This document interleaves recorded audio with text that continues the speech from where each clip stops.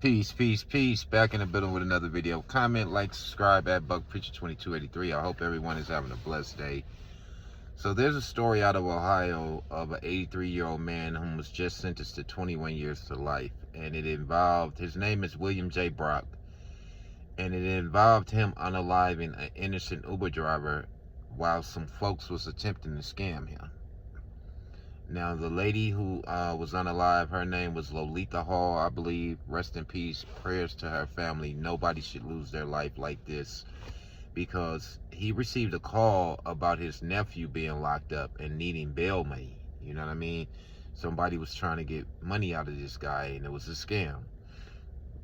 And during the phone call, because I watched some of the trial, he figured out that it wasn't, that they didn't know his nephew, because they couldn't tell him what kind of car his nephew drove, and they couldn't tell him his nephew's last name. So at this point, you know it's a scam going on. However, what these criminals did was sent an innocent Uber driver to his house to pick up money.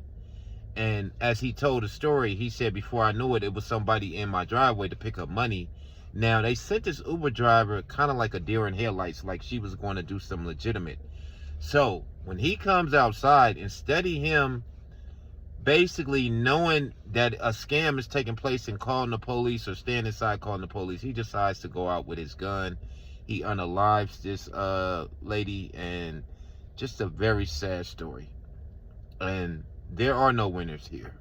You get what I'm saying? This man is 83 years old. You just was sentenced to 21 years to life, meaning you're probably going to pass in prison.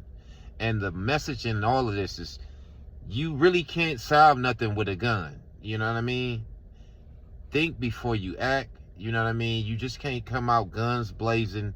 And the fact that he was elderly and did that really blows my mind, you know, because at the end of the day, I just feel like you could have called the police, maybe waited inside, and, you know, been safe behind your door, and, you know, you still be a free man. Anyway, you guys can check out the story online. It's just a very crazy story. I was following the trial. Sad all the way around the board, man. Peace, y'all.